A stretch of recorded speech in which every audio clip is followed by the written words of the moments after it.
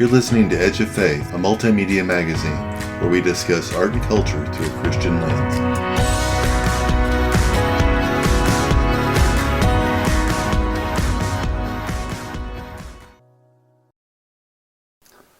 So, Jake, thank you so much for taking the time to talk with us today. How are you? I'm doing well. Thanks for having me on. Sure, absolutely. So, as we had mentioned, we're discussing your book, In Search of the Common Good, Christian Fidelity in a Fractured World, IVP Press.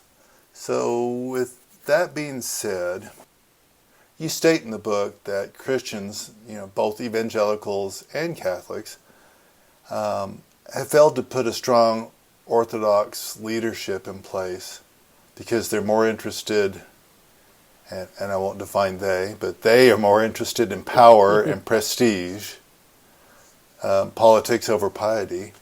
Could you elaborate some on that thought? Yeah. It's weird talking about it now because I wrote it in 2018 and the argument feels easier to make these days, sadly. Would that it wasn't. So yeah, on the Roman side, I think the handling of the abuse crisis suggested a lot about what was the priority of the hierarchy of the Roman Church in America at that time.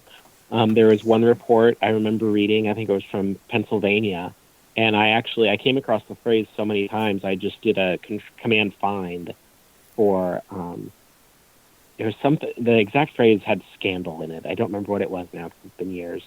But they were keen to protect themselves from the appearance of scandal, rather than to reckon with the sin that was rampant amongst their clerics. And it's been devastating to the faith of probably millions. By the same token, I think we're seeing similar things worked out in American Protestantism right now. The two movements that I really go after hard in the first chapter of the book are the religious right and the seeker-sensitive church growth movement. And since the book came out, we've had the Jerry Falwell Jr. scandal at Liberty, which kind of goes with the religious right, sadly. And then amongst the seeker-sensitive movement, we've had Bill Hybels, who's one of the key founders of the movement, arguably the key founder, forced to retire early after being caught in an sexual harassment scandal in his case.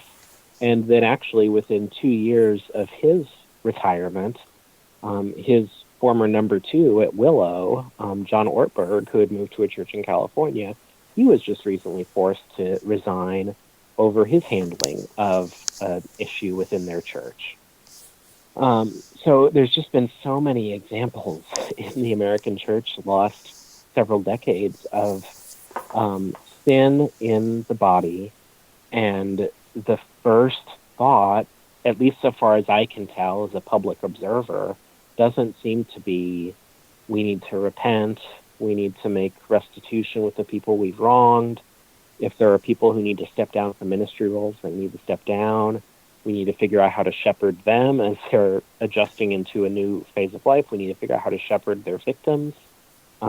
None of those things seem to have been the priority. The priority has been to maintain appearances, to protect talented people, and to maintain the status quo in these churches.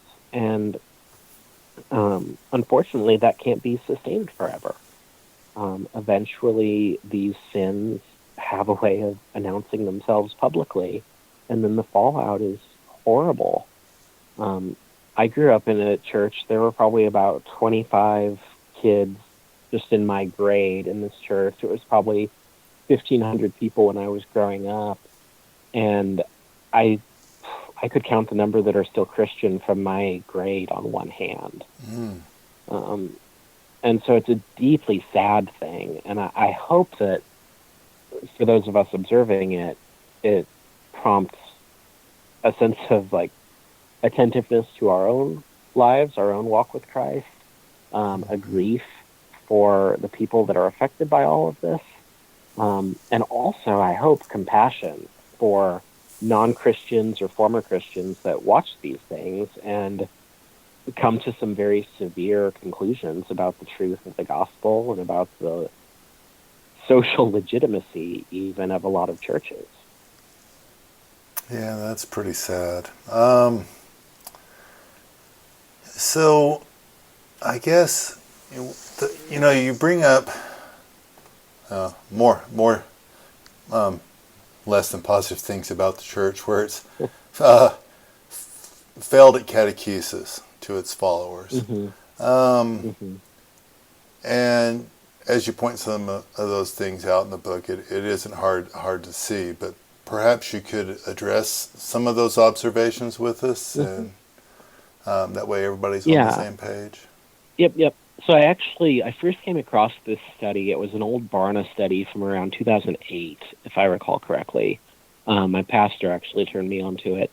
And what Barna had done is they identified 9 different, very simple affirmations that you would expect a self-described evangelical to affirm. And these are not like, I'm not talking about obscure points of doctrine in 300-year-old confessions. I'm talking about Jesus is the Son of God. Um, the Bible is the Word of God. My faith informs the way I live day to day. Like very, very basic, simple affirmations. And what they found was only about 1 in 6 of the self-described evangelicals they spoke with actually affirmed all 9 of those statements. That's crazy. And actually, there was just a thing I saw last week. I think it was Pew did a study where they were asking people about their beliefs about various types of sexual ethic questions. And even amongst self-described evangelicals who go to church weekly, it was something like a third of them said that sex outside of marriage was morally okay. And so that's not the like self-described evangelical who shows up on Christmas and Easter. Like they controlled for that because they had people that don't go weekly. And for them, it was more like 50% self-described evangelicals who don't go to church said sex outside of marriage was okay. But I mean, still, even weekly attendees, that's how they were answering when questioned by Pew. And so all of those things, I look at that and I think we just have not taught our young people, we've not taught them the Bible, and we've not taught them the rich traditions and teachings of our faith, which when you think about it, the Christian faith historically is a remarkable thing. It's overthrown tyrants. It's provided comfort for the poor and the oppressed. It has built empires. Like it's done remarkable things. Now Christians have done lots of horrible things because we're all sinful, but there's such beauty and such surprise in church history, such courage. You can read stories of people doing seemingly crazy things because they love Jesus and because they want to tell other people about him. And we still do get stories like that today, actually. The Gospel Coalition ran a really beautiful, I thought, profile of how Bethlehem Baptist, John old church, has responded to the rioting in the Twin Cities. And there's so much hope in seeing Christians doing the kind of things they're doing up there.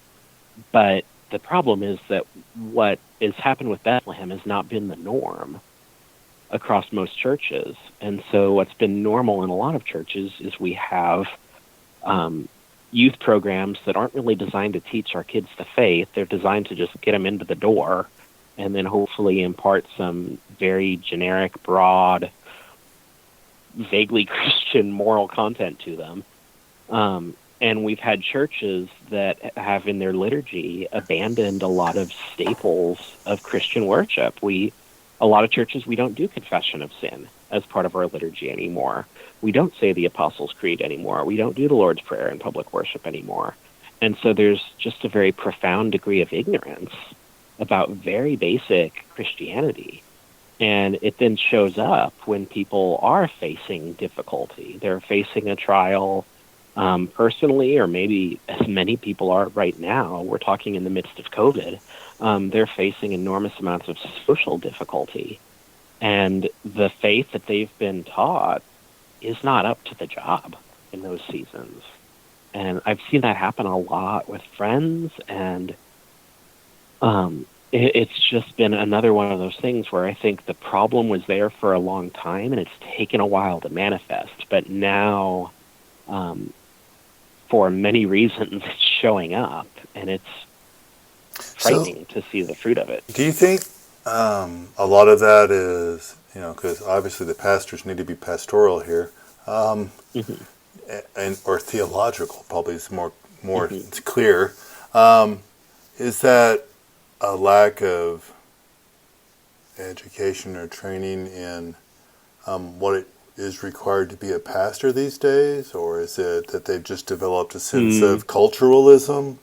Or, I mean, it seems like those That's are the a good kind of things that question. should be addressed. Yeah, I think so. The first place I want to go, because I have lots of good friends that are pastors. I'm not a minister. I'm not like ordained in any way, shape, or form. I've never been to seminary. I do not want to stand aside as like the critical lay member of a church and heap pressure and burdens on pastors, because a lot of pastors are already overworked. In my experience, a lot of pastors want to be doing more kind of catechesis stuff, but they're already opening their home multiple times a week. They're already needing to do weekly sermon prep. They're already probably needing to do a bunch of other things, because there's a lot of ways in which churches today, they kind of they have to have some degree of business planning and how they work, and a lot of that gets dumped on pastors. So I think one thing I'd want to say is there needs to be more lay involvement in the life of the church. The thing that my pastor has done is he has a once a month thing he does with folks from the church that he thinks could be elders or deacons, where they meet as a group and they will get to know each other. So we hear each other's testimonies. We talk through a leadership question every month. If this issue comes up in the church, how would you propose handling it? And what's happening there is Stu is equipping close to a dozen people from the church to hopefully be able to do a lot of the things that often just get relegated or get delegated to the pastor.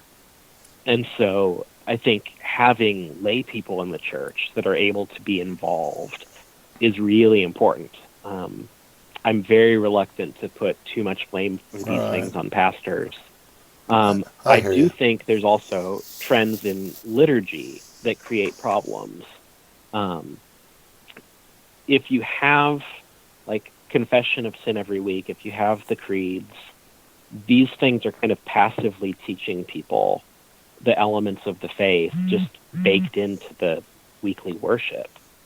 Um, I think preaching often veers toward topical rather than exegetical, which means that if you're preaching through First Corinthians, eventually you get to First Corinthians 6, First Corinthians 7, and you have to talk about some tricky topics. If you just preach topically, you can kind of skip around and just hang out where you're comfortable.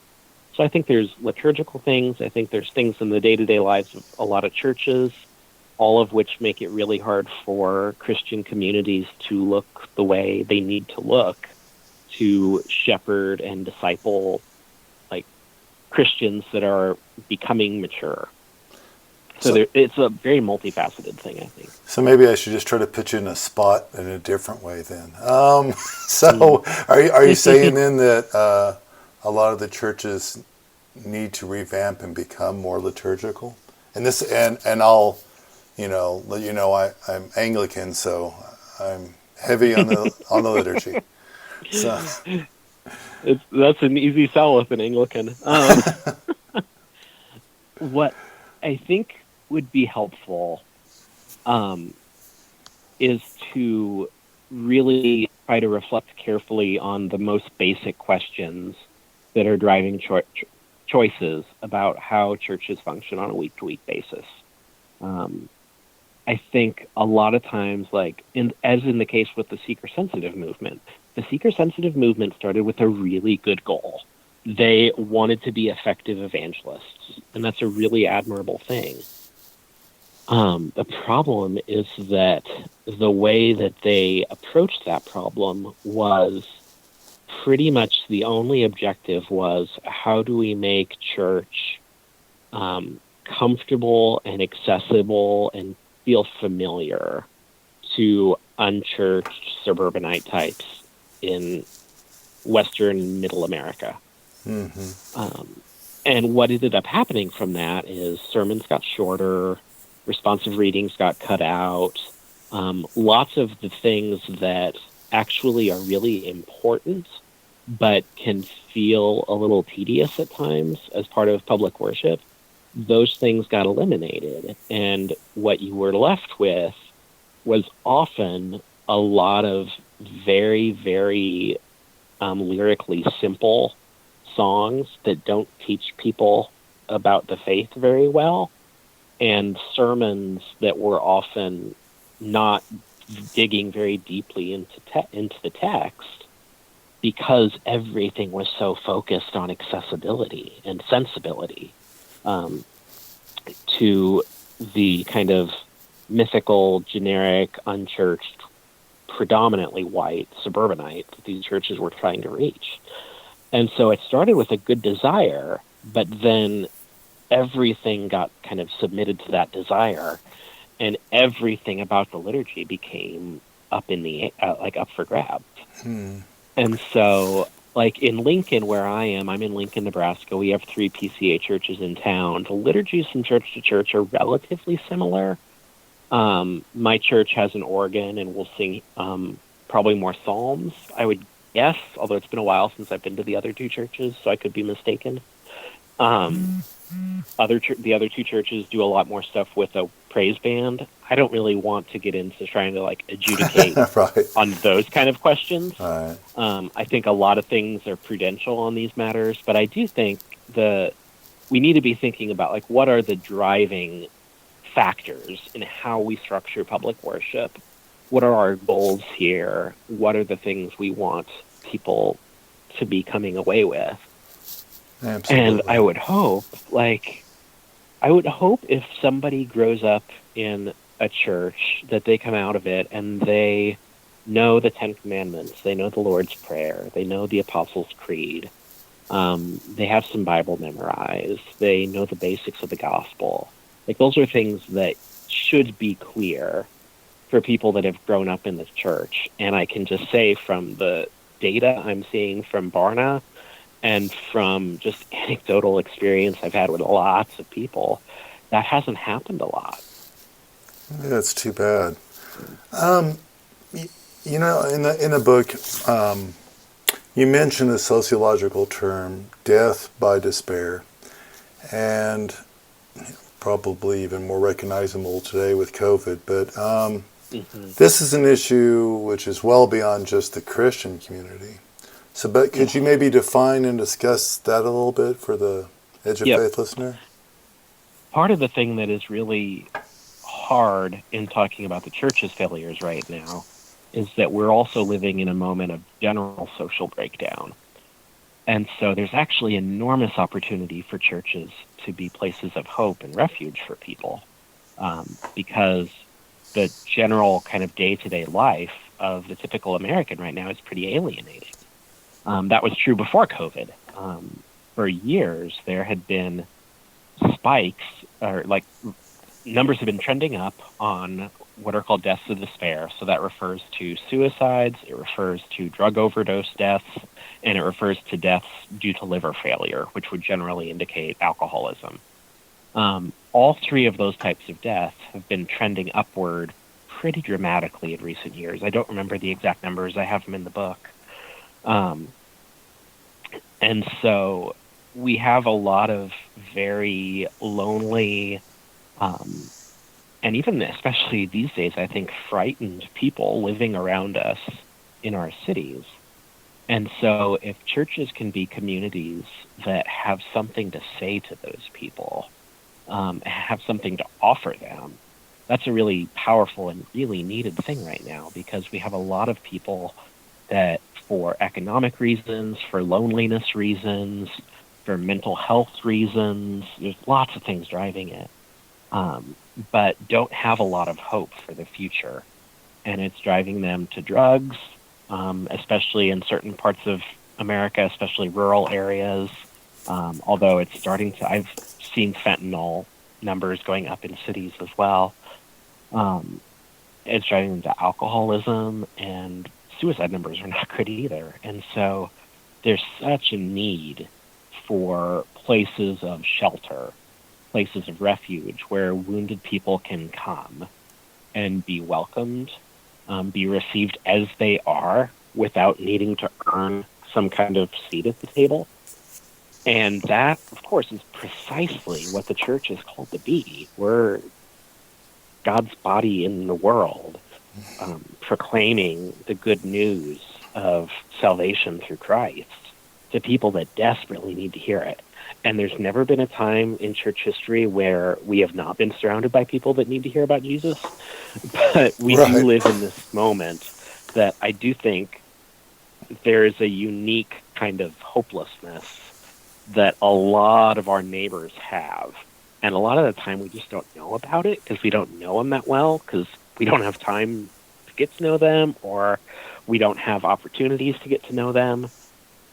And yet the needs are very real and there. And so if churches can be involved in the lives of these people, it's a really powerful opportunity for us to extend the love of Christ to them and tell them about the reason for our hope.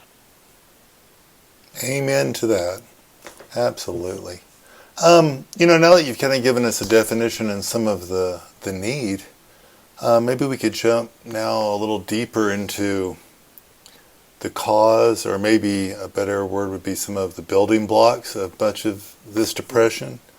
I know in the book you break down much of the social isolation, and once again, this was post-COVID, so it was bad before as well. I mean, we might not have had social distancing, but you could stand next to each other and not know you were there.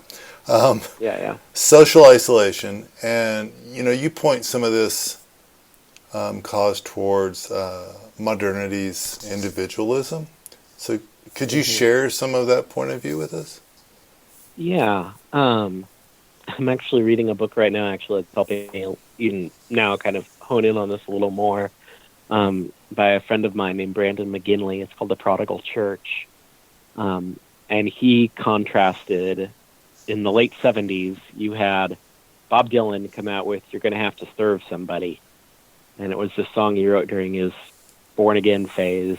And that title kind of says it all. It was, it may be the devil or it may be the Lord, but you're going to have to serve somebody. That was Dylan. Mm-hmm. And then apparently, I did not know this until I read Brandon's book, John Lennon, he of Imagine, this very romantic song about the world living as one, he wrote a rebuttal to Dylan called "Serve Yourself." And that was kind of like, I think we have this idea that we enter the world as independent, autonomous, like detached creatures. And who are you to tell me how I should do X, Y, or Z? And so we have this very, very strident commitment to a pretty extreme form of individual freedom. I am kind of the creator of my own identity, of myself. I create it over the course of my life with my choices and my desires and my actions, my ambition. And if there is something that comes along and obstructs me in my attempt to make those choices or to do those things that define who I am, well, that's an injustice, and something has to be done about that. And so the general logic of the way we kind of approach our lives and the way we think about social institutions, the family, government, neighborhood, all of these things, is that they exist in order to either make it easier for me to create my own identity or to remove obstacles that prevent me from creating my own identity. And if those bodies actually themselves obstruct us from defining our own sense of meaning, then they themselves are unjust. And so this is where you get a lot of backlash against the church on sex ethics issues, for example. And so the problem with this is there's a column David Brooks wrote years ago now, but he made the point, he said, if each person's responsibility in their life is to define their own concept of meaning and existence, the universe, all these things, that's actually really hard to do. The way Brooks put it is, he said, that's quite a homework assignment. And so we give people this enormously difficult task that by definition must be done on their own, independently. And then we wonder why people struggle with despair and a sense of meaninglessness and aimlessness as they go about their lives. Well, that's what we we designed for that. That's the expected outcome of the way a lot of us live our lives in the West today. And so, there's a line I take early in the book. I borrow it from a Ugandan Catholic theologian named Emmanuel Katongole. He's applying this line of thought to a different issue, but there's almost a sense in which we should not think that American society is failing right now. I think you can argue that American society is right now doing what it's designed to do, and it turns out that what it's designed to do is not good. But,